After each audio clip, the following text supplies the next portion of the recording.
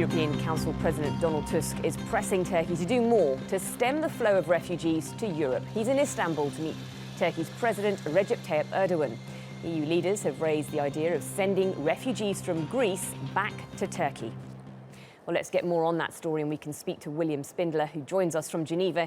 He is a UNHCR Senior Communications Officer. Welcome to the programme. We've heard Donald Tusk saying to economic migrants, don't come to Europe. Europe can't cope with the numbers. Why does the UNHCR say these comments are not helpful? Well, the vast majority of those people who are coming to Europe by sea are not economic migrants. More than 90% are refugees. They are fleeing countries such as Syria, Afghanistan, and Iraq. So telling them not to come, it's not going to work because they basically have no choice. If you want to come to Europe looking for work, then maybe you would be persuaded to look for different options. But if you have no option, if the only way to save your life is by coming here, then that is not going to really have an impact. There is no doubt that the vast majority of refugees coming are fleeing war-torn areas, but how can you differentiate between the ones that are fleeing areas like Syria and Afghanistan and Iraq and those that are economic migrants? It's very difficult, isn't it? Well, it can be difficult, but there are means to do this. There is a refugee status determination procedure in most countries, certainly in all EU countries. And so there are ways to do this. And what we want is for this to function properly.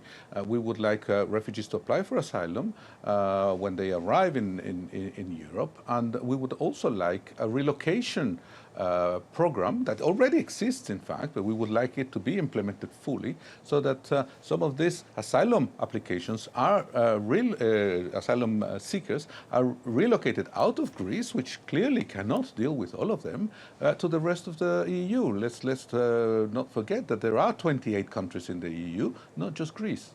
The figures are quite staggering. If we look at how many refugees are currently in Turkey, that's more than 2 million.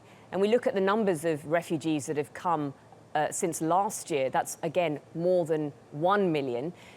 Central Europe doesn't want to see these numbers coming to their doorstep. They want Turkey to reduce the number of refugees crossing the border. Can Europe ever find any kind of solidarity and be on the same page when you've got countries implementing their own individual measures? That's exactly the problem. We need to have a mechanism in which the responsibility is shared. And the responsibility is not of one country or another. Turkey is hosting 2.5 million Syrian refugees. Germany has received almost 1 million. So these countries are doing the right thing. They are assuming the responsibility. But surely the responsibility is global. We need to have all countries in the world, Europe certainly, because this crisis is happening at its doorstep, but the rest of the world as well, North America, Latin America, the rest of the Middle East, Asia, all countries need to play a role to solve this crisis. The UNHCR wants to see 400,000 Syrian refugees that are currently in Turkey resettled around the world in 2 years' time. How confident are you that that is actually achievable given the state of play at the moment? Well, let's just look at what happened in the past. For instance, during the crisis in Indochina, when hundreds of thousands of Vietnamese, Laotian and Cambodian refugees were resettled to the rest of the world.